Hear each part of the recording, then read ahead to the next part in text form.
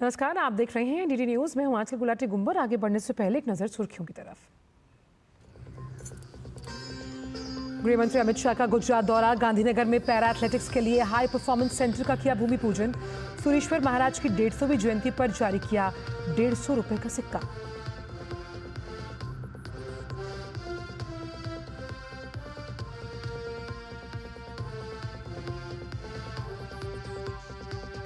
बेंगलुरु पहुंचे रक्षा मंत्री राजनाथ सिंह। वायुसेना के एरोस्पेस मेडिसिन संस्थान का दौरा करने वाले पहले रक्षा मंत्री बने। अंतरिक्ष मनोविज्ञान पर उन्नत अनुसंधान केंद्र का किया उद्घाटन।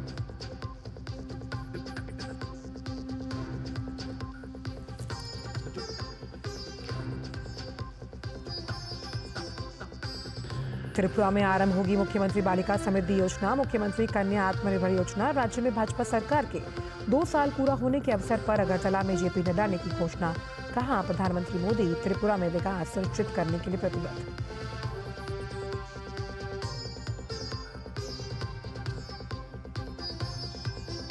कोच के चमरेर समेत कई इलाकों में हथियारबंद लोगों की संदिग्ध गतिविधि के बाद सुरक्षा बल अलर्ट पर।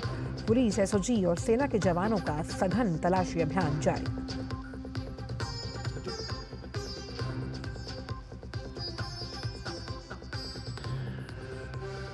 और चैंपियंस ट्रॉफी के खिताबी मुकाबले में 252 रन के लक्ष्य के जवाब में भारत की तेज शुरुआत। रोहित शर्मा ने जड़ा तूफानी अर्धशतक।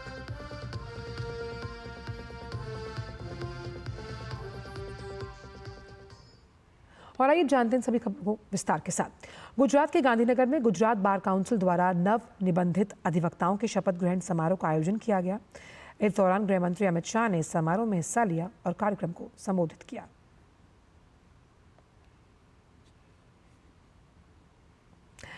केंद्रीय गृह मंत्री अमित शाह ने गुजरात दौरे के दौरान आचार्य भगवंत श्री बुद्धिसागर सुरेश्वर महाराज की 150वीं जयंती के अवसर पर 150 रुपए के स्मारक सिक्के का विमोचन किया। सोशल मीडिया प्लेटफॉर्म एक्स पर भी इसकी जानकारी साझा करते हुए गृह मंत्री अमित शाह ने लिखा, कर्म, धर्म, ध्यान और ज्ञान को जीवन मूल्य बनाने वाले पूज्य बुद्धिसागर सुरेश्वर जी महाराज के सम्मान में जारी ये स्मारक सिक्का उनकी स्मृति को अमर बनाएगा और आने वाली पीढ़ियों को उनके आदर्शों को जानने के लिए प्रेरित करेगा।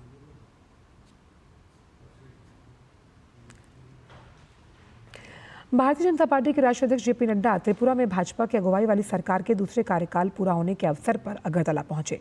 जेपी नड्डा ने रैली में त्रिपुरा की पिछली सरकार में कांग्रेस और कम्युनिस्ट सरकार के गठजोड़ को भी उजागर किया। उन्होंने कहा कि इस बार चुनाव में ये पार्टियां जब एक साथ चुनाव लड़ने आई तब ये हकीकत सामने आई। उन्होंने वो समय भी याद किया जब त्रिपुरा में भाजपा कार्यकर्ताओं की हत्या का केस तक रजिस्टर नहीं किया जाता था। याद करो, ये कम्युनिस्टों की सरकार और ये कम्युनिस्टों की सरकार नहीं थी, ये कांग्रेस और कम्युनिस्टों का घालमेल था। और इस बार तो आपने देख लिया, चुनाव में दोनों एक साथ चुनाव पे आ गए, लड़ने आ गए, इनके पत्ते खुल गए।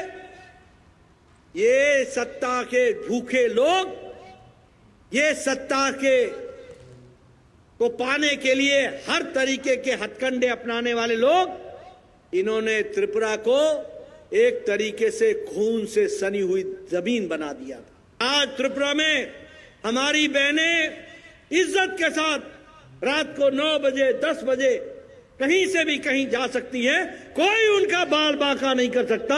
ये त्रिपुरा की सरकार है, ये लॉ एंड ऑर्डर के सिचुएशन। इस दौरान जेपी नड्डा ने त्रिपुरा में बालिकाओं के लिए 2 नई योजनाओं, मुख्यमंत्री बालिका समृद्धि योजना और मुख्यमंत्री कन्या आत्मनिर्भर योजना की घोषणा की। त्रिपुरा में भाजपा की अगुवाई वाली एनडीए सरकार के लगातार 7वें वर्ष के उपलक्ष्य में अगरतला के स्वामी विवेकानंद मैदान में एक मेगा पार्टी रैली को संबोधित करते हुए श्री नड्डा ने त्रिपुरा सरकार की इन 2 नई योजनाओं की घोषणा की। उन्होंने कहा कि मुख्यमंत्री बालिका समृद्धि योजना के तहत यदि गरीबी रेखा से नीचे रहने वाले परिवार में कोई लड़की पैदा होती है तो राज्य सरकार उसके नाम पर बॉन्ड के रूप में 50,000 रुपये जमा करेगी। लड़की के 18 वर्ष की आयु प्राप्त करने के बाद उसे कुल 10 लाख मिलेंगे। इसका उपयोग उसकी शिक्षा और अन्य उद्देश्यों के लिए किया जा सकता है। छात्राओं के लिए दूसरी योजना मुख्यमंत्री कन्या आत्मनिर्भर योजना है। इस योजना के तहत त्रिपुरा बोर्ड, सीबीएसई और आईसीएसई परीक्षा में बैठने वाली 140 मेधावी छात्राओं को स्कूटी दी जाएगी। श्री नड्डा ने कहा कि इन दोनों योजनाओं की परिकल्पना मुख्यमंत्री डॉक्टर माणिक साहा ने की है।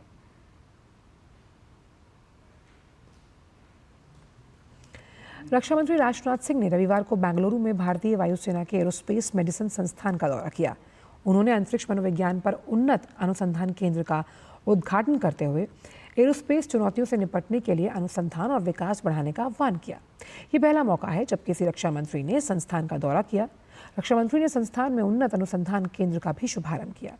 अपने संबोधन में राजनाथ सिंह ने हवाई और अंतरिक्ष यातायात में निरंतर वृद्धि के मद्देनजर एरोस्पेस मेडिसिन में विशेषज्ञता की बढ़ती आवश्यकता पर प्रकाश डाला। उन्होंने कहा कि रक्षा के दृष्टिकोण से अंतरिक्ष युद्ध में भारत प्रमुख क्षेत्र के रूप में उभरा है। यात्रा के दौरान रक्षा मंत्री के साथ वायुसेना प्रमुख air chief marshal AP Singh, air officer commanding in chief और भारतीय वायुसेना के अन्य वरिष्ठ अधिकारी मौजूद रहे। यदि आप डिफेंस पर्सपेक्टिव से देखें, आज वारफेयर में स्पेस भी एक प्रमुख डोमेन के रूप में उभर कर हमारे सामने आया है। भारत ने इस ओर कदम आगे बढ़ाते हुए एंटी सैटेलाइट जैसी अत्याधुनिक टेक्नोलॉजीज पर अपनी महारत हासिल कर ली है। दुनिया भर में कई सारी प्राइवेट स्पेस एजेंसीज भी अब स्पेस को एक्सप्लोर कर रही हैं। ऐसे में उन एस्ट्रोनॉट्स तक भी एरोस्पेस मेडिसिन की सुविधाओं को पहुंचाने में और उनके सामने आने वाले नए चैलेंजेस को टैकल करने की ओर भी हमें पर्याप्त ध्यान देने की आवश्यकता है, ऐसा मैं मानता हूं। केंद्रीय विदेश और कपड़ा राज्य मंत्री पवित्रा मार्गरीटा ने वरिष्ठ अधिकारियों के साथ सेंट्रल बैंक ऑफ निकारागुआ का दौरा किया और वहां के अध्यक्ष से मुलाकात भी। इस दौरान भारत ने विकास साझेदारी के तहत निकारागुआ के लोगों के प्रति अपनी प्रतिबद्धता को दोहराया। वहीं राष्ट्रपति के सलाहकार मंत्री लॉरेनो आर्टिगा मोरिलो के साथ व्यापार और निवेश में भारत निकारागुआ सहयोग को आगे बढ़ाने पर विचार विमर्श हुआ। दोनों देशों ने आपसी जुड़ाव को और गहरा करने के लिए संकल्प को दोहराया।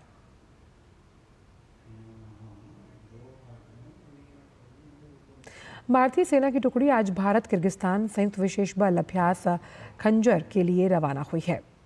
भारत किर्गिस्तान संयुक्त विशेष बल अभ्यास खंजर 10 मार्च से 23 मार्च 2025 तक किर्गिस्तान में होना है।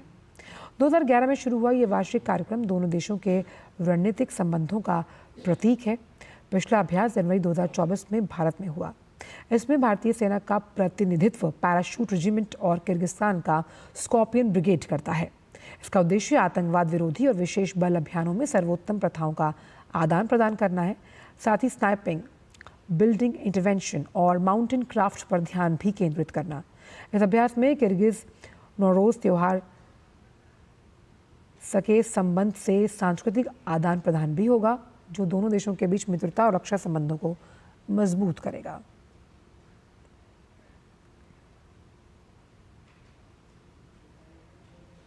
झारखंड के हजारीबाग जिले में NTPC अधिकारी की हत्या पर केंद्रीय मंत्री मनोहर लाल ने शोक जताया। उन्होंने पीड़ित परिवार के प्रति संवेदना जताते हुए कहा कि हमारे विभाग के कुछ मानदंड हैं जिसके आधार पर हमने उनकी सहायता की। कुल मिलाकर 3 करोड़ 10 लाख रुपया विभाग की ओर से मृतक के परिवार को दिया जाएगा। मैं उस परिवार के प्रति अपनी सहानुभूति रखता हूं और मृतक के प्रति श्रद्धांजलि व्यक्त करता हूं। एक जानकारी आपके माध्यम से देना चाहता हूं कि हमारे डिपार्टमेंट का यानी NTPC का कुछ नॉर्म्स हैं, उसके आधार के ऊपर हमने सहायता उनकी की है और उस सहायता के अंदर कुल मिलाकर 3 करोड़ 10 लाख रुपया कैश जो उस एम्प्लाई के अपने जो स्कीम्स होती हैं जिसके अंदर उन्होंने उसमें भाग लिया होता है। हम हर संभव प्रयत्न हमारे सरकार का, चाहे प्रांत सरकार करे अथवा हम केंद्र सरकार की ओर से ऐसे जो जुर्म करने वाले लोग हैं उनको पकड़ करके उनको सजा दिलाने का काम हम करेंगे। जनजातीय मामलों के केंद्रीय मंत्री जुएल ओराम ने केंद्रीय बजट 2025-26 को लेकर देहरादून में भाजपा प्रदेश मुख्यालय में प्रेस कॉन्फ्रेंस की और इस दौरान जुएल ओराम ने कहा कि प्रधानमंत्री की अगुवाई में केंद्रीय बजट 2025-26 एक आत्मनिर्भर भारत के निर्माण के लिए समर्पित है। ये परिवर्तनकारी बजट गांवों, गरीबों, किसानों, युवाओं और महिलाओं के समग्र विकास को प्राथमिकता देता है। जुएल ओराम ने बताया कि अनुसूचित जनजातियों के विकास के लिए समग्र बजट आवंटन 2024-25 में 10,237 करोड़ रुपए से बढ़कर 2025-26 में 14,925 करोड़ हुआ, जो कि 45% से ज़्यादा एक प्रभावशाली वृद्धि मानी गई है। बात काशी विश्वनाथ मंदिर की, जहां रंगभरी एकादशी का 3 दिवसीय लोक उत्सव जो है उसकी शुरुआत हुई है। इस अवसर पर मंदिर प्रांगण में माता गौरा को हल्दी लगाई गई, फूलों की वर्षा हुई। सभी भक्त भक्ति में झूमते दिखाई दिए। इस दौरान पंचकोसी परिक्रमा पूरी कर भोले बाबा और माता गौरा की हल्दी रस्म में महानिर्वाणी अखाड़े के नागा साधुओं और संतों ने बाबा को हल्दी चढ़ाई और संकल्प के पश्चात काशी विश्वनाथ के दर्शन किए। इसके बाद बाबा विश्वनाथ की प्रतिमा की पालकी मंदिर चौक से निकाली गई।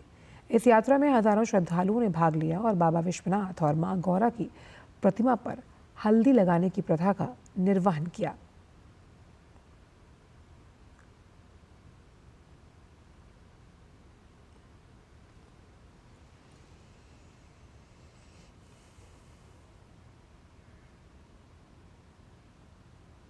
खादी के उत्पादों को आस्था के पर्व महाकुंभ में आए करोड़ों लोगों द्वारा पसंद किया गया।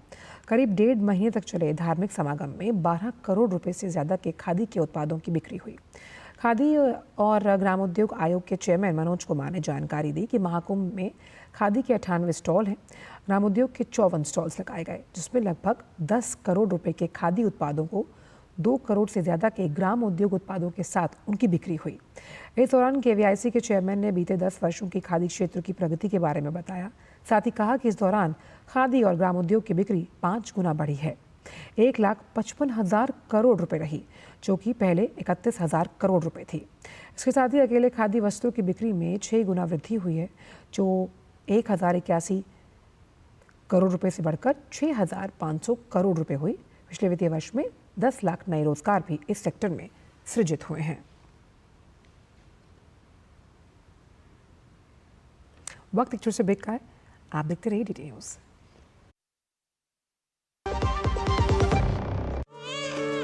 3 फरवरी बेबी गर्ल, 4 फरवरी एक बेबी बॉय, 5 फरवरी 2 बेबी गर्ल। बधाई हो, ये लिस्ट तो दिन प्रतिदिन लंबी होती जा रही है। काजल, रीमा, सीमा, देवी। इस लिस्ट में भी लड़कियों के नाम बढ़ते जा रहे हैं। Hema, yes sir. Mriti, yes sir. Shalini, yes sir. सब आगे आ जाए। लिस्ट तो ये भी लंबी होती जा रही है। ये लंबी लिस्ट हमसे विकसित भारत बनने का अंतर छोटा कर रही है। 21वीं सदी की नारी शक्ति विकसित भारत का बहुत बड़ा आधार है। विकास में बेटियों की भागीदारी की बधाई। 8 मार्च अंतर्राष्ट्रीय महिला दिवस की बधाई। लो स्वाद के पूरे गुब्बारे, सरसों का तेल जो छलके, MDH मसालों के संग मजा लो इस अंगड़ाई का। होली का जश्न मने जब साथ हो, MDH शरबत और ठंडाई का।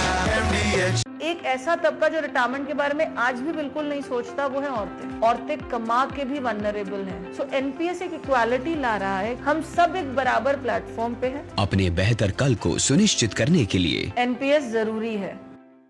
जब धरती चीर कर निकलता है लोहे का पत्थर और मिलता है मोंगिया के जोश से, फिर तपता है, पिघलता है और बनता है फौलाद।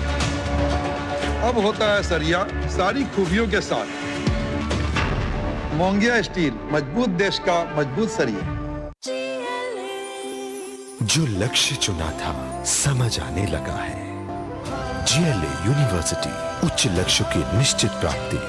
गोल्डी मसाले के 100 ग्राम के स्पेशल पैक्स में फ्रेशनेस लॉक है। ऐसे गोल्डी मसाले जहां जाएं रिश्ते बनाएं।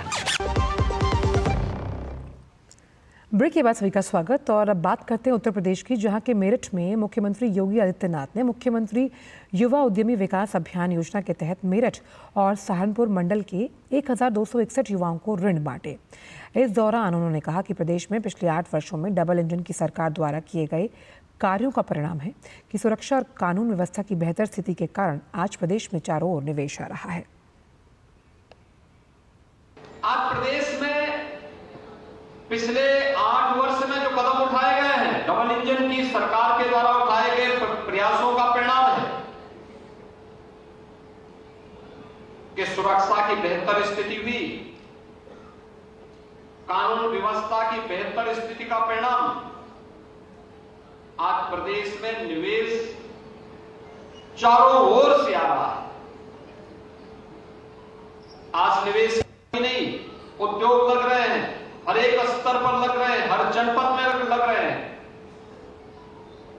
15 लाख करोड़ रुपए से अधिक के निवेश के प्रस्तावों को अब तक हम जमीनी धरातल पर उतार करके बहुत सारे उद्योग ने प्रोडक्शन प्रारंभ किया है और 60 लाख से अधिक युवाओं को अब तक हम इन उद्योगों में सीधे नौकरी दे चुके हैं।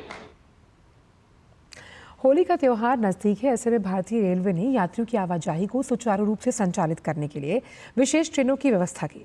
होली के दौरान ट्रेनों में होने वाली भारी भीड़ को देखते हुए यात्रियों की सुविधा के लिए पूर्वोत्तर रेलवे ने 81 होली स्पेशल ट्रेन का संचालन शुरू किया।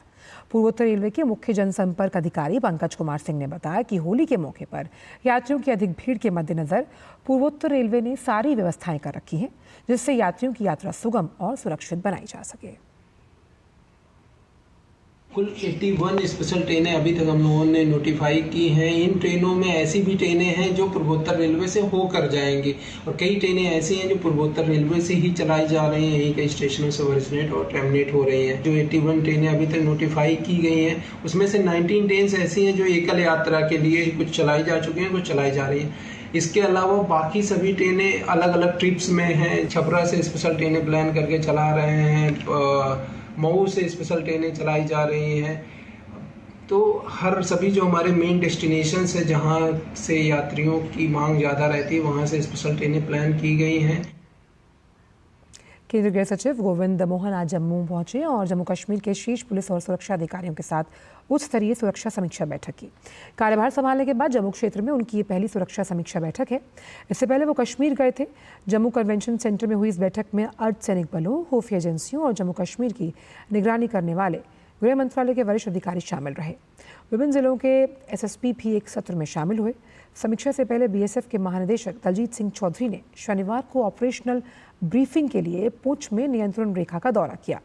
वो सीआरपीएफ, आईबी और अन्य एजेंसियों के प्रमुखों के साथ आज चर्चा में शामिल होने वाले प्रमुख अधिकारियों में से एक हैं। केंद्रीय गृह मंत्रालय ने कठुआ, उधमपुर, डोडा, किश्तवाड़, रियासी, राजौरी और पुंछ के ऊपरी इलाकों में आतंकवादियों की मौजूदगी की खबरों पर चिंता जताई। इन खतरों को बेअसर करने के लिए सेना, अर्धसैनिक बलों, जम्मू कश्मीर पुलिस और विशेष अभियान समूह द्वारा संयुक्त अभियान के लिए एक रणनीति को अंतिम रूप दिए जाने की उम्मीद है।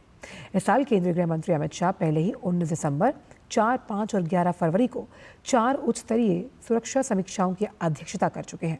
गृह सचिव का आज का दौरा 30 दिसंबर को कश्मीर में उनकी समीक्षा के बाद जम्मू कश्मीर में उनका दूसरा सुरक्षा आकलन है। मुंबई के नागपाड़ा में एक बेहद दुर्भाग्यपूर्ण घटना सामने आई। ये रविवार को एक निर्माणाधीन इमारत में पानी की टंकी साफ करते समय 4 मजदूरों के दम घुटने से मौत हुई, जबकि एक व्यक्ति की बेहोशी की हालत में अस्पतालों से भर्ती करवाया गया। अधिकारियों ने बताया कि घटना नागपाड़ा इलाके में डिमटीमकर रोड पर स्थित बिस्मिल्ला स्पेस बिल्डिंग में हुई है।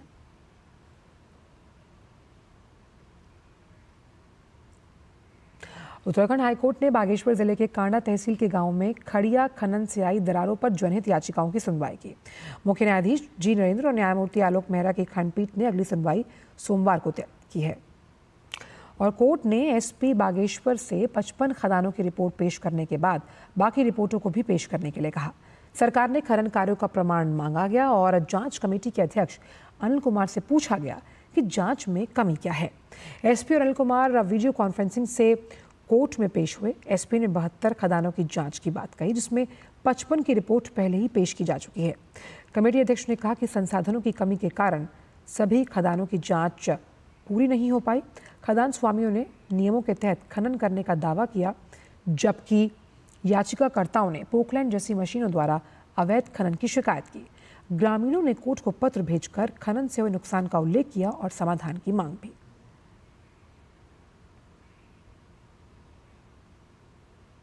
वक्त एक छोटे से ब्रेक का है। केसर से बनी गुजिया महके जब बेसन निकले तल के, लो स्वाद के फूटे गुब्बारे, सरसों का तेल जो छलके, होली का जश्न मने जब साथ हो, MDH शरबत और ठंडाई का MDH। Under the Honorable PM's leadership, an unprecedented push to yoga has been given. Today, yoga is playing a significant role in enhancing health and wellness across the world. PN Yoga Awards are given in recognition to outstanding contributions by individuals and organizations to the field of yoga.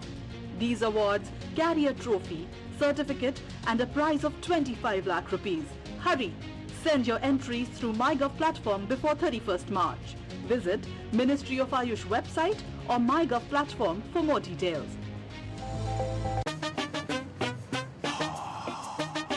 कैसे धंधा बढ़ेगा, कैसे गल्ला चलेगा, कैसे tycoon बनेगा, ये काफी नहीं बेटा, जो स्कूटर है तेरा कब रॉकेट बनेगा।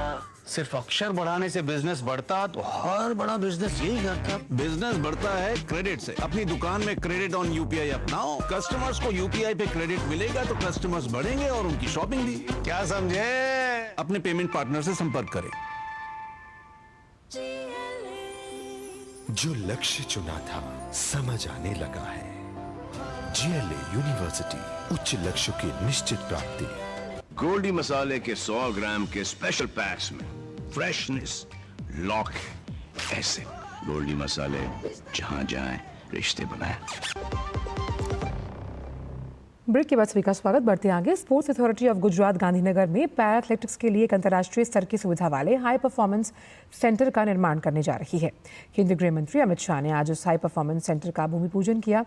इस केंद्र की घोषणा से राज्य भर के पैरा एथलेटिक्स में उत्साह नजर आ रहा है, जो इस केंद्र को बेहतर ट्रेनिंग पाने और अंतर्राष्ट्रीय खेलों की तैयारी के लिए अहम बता रहे हैं। पैरा एथलीट से बात की हमारी संवाददाता मेघना ने।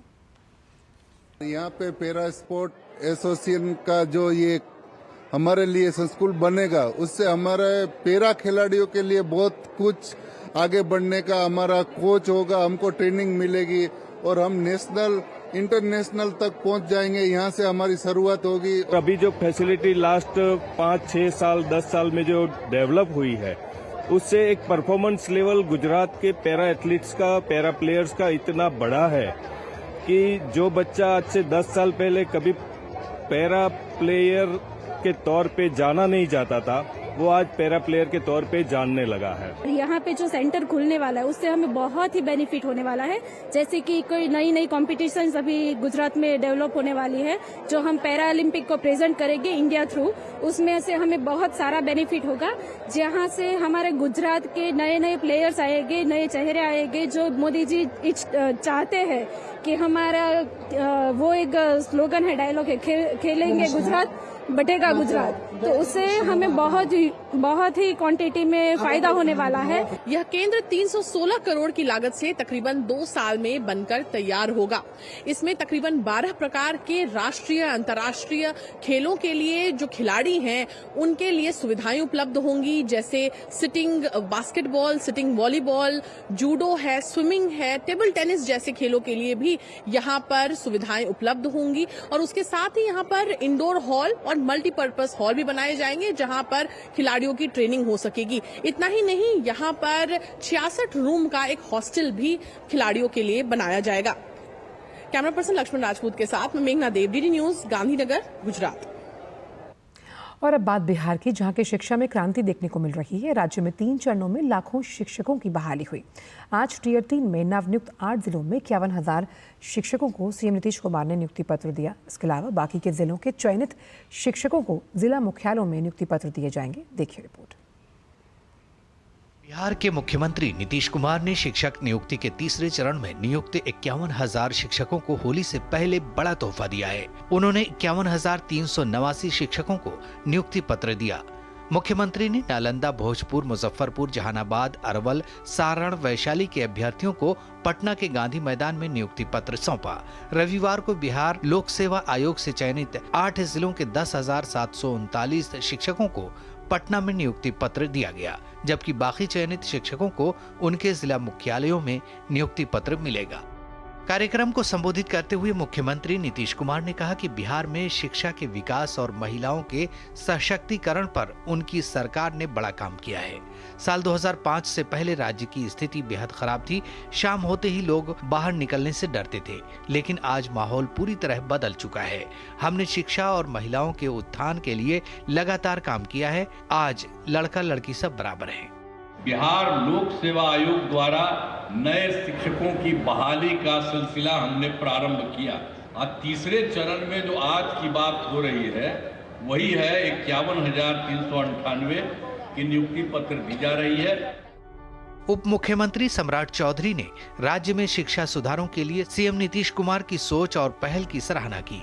उन्होंने कहा कि मुख्यमंत्री नीतीश कुमार ने बिहार को खटारा से समृद्ध बिहार बनाने का काम किया है। 2005 में जब वे सत्ता में आए तो 8 लाख लोगों को सरकारी नौकरी देने का निर्णय लिया था। अब तक 6 लाख शिक्षकों को नियुक्ति पत्र सौंपा जा चुका है। क्या से 4-5 दिन पहले इन्होंने विधानसभा में घोषणा किया कि हम हाफ सेंचुरी मतलब 50 लाख लोगों को सरकारी नौकरी और रोजगार देने का काम करें। बिहार लोक सेवा आयोग की तीसरे चरण की बहाली में कक्षा 1 से 5वीं तक के 21,911 अभ्यर्थी, कक्षा 6 से 8 के 16,989 अभ्यर्थी, कक्षा 9 से 10वीं के लिए 15,421 अभ्यर्थी और 11वीं 12वीं के लिए 12,479 अभ्यर्थी सफल हुए हैं। नियुक्ति पत्र दिए जाने के बाद नवनियुक्त शिक्षकों को अप्रैल तक स्कूल आवंटित किया जाएगा। आगामी नए शैक्षणिक सत्र में नवनियुक्त शिक्षक अपनी सेवाएं दे सकेंगे ताकि बच्चों का पठन पाठन सुचारू रूप से चल सके। मैं मधेपुरा डिस्ट्रिक्ट से हूँ। मेरा सिलेक्शन मुजफ्फरपुर जिला में हुआ है और मैं बहुत खुश हूँ। आज हमें फाइनली नियुक्ति पत्र मिल गया है। मैं पटना से हूँ। मेरा ज्वाइनिंग जहानाबाद में हुआ है और मैं अब 3 बच्चों की माँ हूँ। उसके बावजूद भी मैंने इस मुकाम तक मैं पहुँची हूँ। गांधी मैदान में हमको नियुक्ति पत्र मिला है। बहुत ज़्यादा हम खुश हैं क्योंकि बहुत दिनों के बाद रोजगार हासिल हुआ है और हम मुख्यमंत्री नीतीश कुमार जी को बहुत बहुत धन्यवाद देते हैं। बिहार में जल्द ही चौथे चरण के शिक्षकों की बहाली भी होने वाली है। बताया जा रहा है कि इसमें करीब 85,000 शिक्षकों की बहाली होगी। इसमें 26,000 से अधिक कंप्यूटर शिक्षकों की भर्ती की जाएगी। सरकार की कोशिश है कि बच्चों को बेहतर कंप्यूटर की भी शिक्षा मिल सके। मधुरेश नारायण की रिपोर्ट, डीडी न्यूज। और फिल्म निर्माता रमेश सिप्पी रविवार को अंतर्राष्ट्रीय भारतीय फिल्म अकादमी आईफा पुरस्कार 2025 के आयोजन के इतर अपनी 1975 की सुपरहिट फिल्म शोले के विशेष स्क्रीनिंग में शामिल हुए। ये फिल्म इस साल अपनी रिलीज के 5 दशक पूरे कर रही है। उस खास मौके पर फिल्म की स्क्रीनिंग जयपुर के प्रतिष्ठित राज मंदिर सिनेमा में हुई। शोले को ब्लॉकबस्टर हिंदी फिल्मों में से एक माना जाता है, जिसमें संजीव कुमार, अमजद खान, धर्मेंद्र, अमिताभ बच्चन, हेमा मालिनी और जया बच्चन ने काम किया था। सिप्पी के पिता दिवंगत जेपी सिप्पी द्वारा निर्मित ये फिल्म 15 अगस्त 1975 को रिलीज हुई। विशेष स्क्रीनिंग को लेकर रमेश सिप्पी ने कहा कि आईफा के 25 साल उतने ही महत्वपूर्ण हैं जितने शोले के 50 साल। 25 years of AIFA are as important today as 50 years of Sholay. Together, we had a wonderful start last night, and it will continue not just tonight, but on and on. और फिलहाल समाचारों में इतना ही। दीजिए इजाजत। नमस्कार।